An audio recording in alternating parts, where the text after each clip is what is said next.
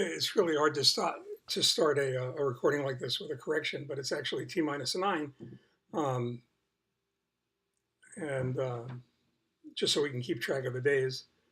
9 days until my infusion of 18-year-old Israeli stem cells. Um, I was diagnosed just over 5 years ago, and it's been a strange journey. And probably should have started doing something like this a long time ago, but it just didn't feel right somehow. I'm not sure that it feels right now, but um, I made a commitment to do it, so I'm going to do it anyway. Leslie and I went shopping this morning um, for all kinds of really in sundry um, kinds of things to flesh out our new living arrangements here in Azusa, so we can be close to the City of Hope, which is in Duarte, um, which is now more than I ever anticipated I would ever know about the San Gabriel Valley, except when I was a kid and we used to come out here to go to the drags in Irwindale, um, which is a lot more fun than what I'm about to embark upon right now, I think. In any case, today is the first infusion of conditioning chemotherapy. We're going to be probably going for that, leaving here about 1 o'clock. If you hear noise in the background, it's Leslie bumbling around in the kitchen trying to put stuff away before we head over to the City of Hope in my first infusion. Have no idea what to expect uh, as far as how I'll feel or what that's going to be like. But we're doing it anyway, so it really doesn't make much difference. And I guess that's really kind of an interesting um, place to start. And if you don't mind going back and forth in time with me, I was diagnosed more than 5 years ago, just a little more than 5 years ago. And it was a really strange experience because it turned my life upside down, completely upside down.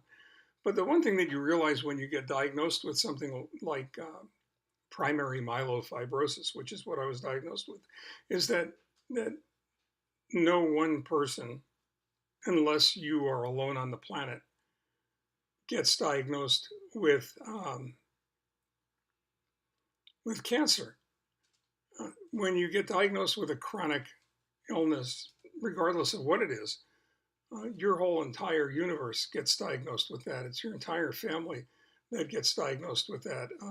It impacts everybody, and it impacts everybody in all kinds of different ways and all kinds of different levels of emotion. But it's inescapable. And realistically, if you were to look at the emotional um, debris stream that something like this starts, the one thing that you realize very quickly is that as the person being treated, as the patient, you probably got the easiest job of all, because all you have to do is get well, and that's all you are really.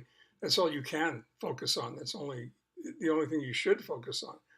And yet, I'm not sure that anybody that's involved in any kind of meaningful relationships or has kids or um, has extended family, uh, you wind up worrying more about the people that are close to you and the people that are around you than you worry about yourself. Because again, my job is really simple. All I have to do is try and stay alive.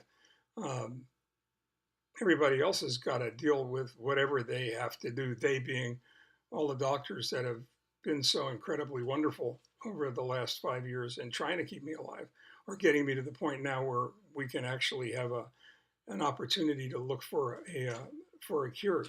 So, and that's a really important word when you're diagnosed with an illness that's incurable, chronic, terminal, untreatable, all the things that you really don't want to hear about.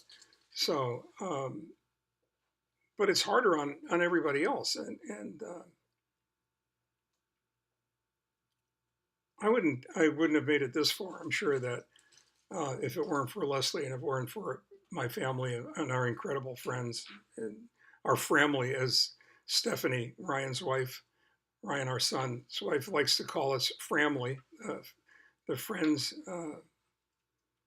who are the family you choose and the family that you've chosen.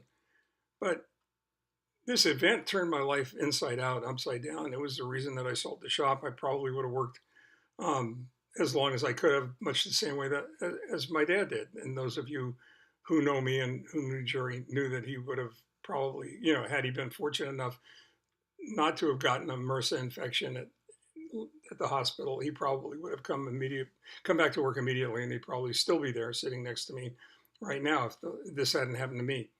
Um, so this is actually going to be journal entry 2A, uh, as we get ready to head to the City of Hope for that first infusion. But the first thing I wanted to do before I did anything else was, and if I seem like I'm a little agitated, it's probably because I am. I just wanted to thank everybody that has sent me their love, their thoughts, their prayers, their care, their concern, family, friends, everybody that I know, who I care so deeply about. You've all been incredible. You've all been wonderful. So regardless of where we are or what happens next, I just wanted to say thank you to all of you, with a special thank you to our kids and their incredible partners, because they've been wonderful throughout. So my hope is that subsequent to the infusion, depending on how I feel and how soon I feel human again, to bring you journal entry 2B, the second half after I've been infused, and see how we're feeling and what's going on with that. But to all of you, I just want to say thank you, and you've been great. In the meantime, I'm going to sign off now, and we're going to go ahead and get ready to head to the City of Hope. Have a little bit of lunch first. I think it's a good idea to have lunch because you have to have something to throw up, in case I get nauseous. What the hell? I would hate to do that on an empty stomach. In any case, I see you guys a little bit later on. Bye-bye.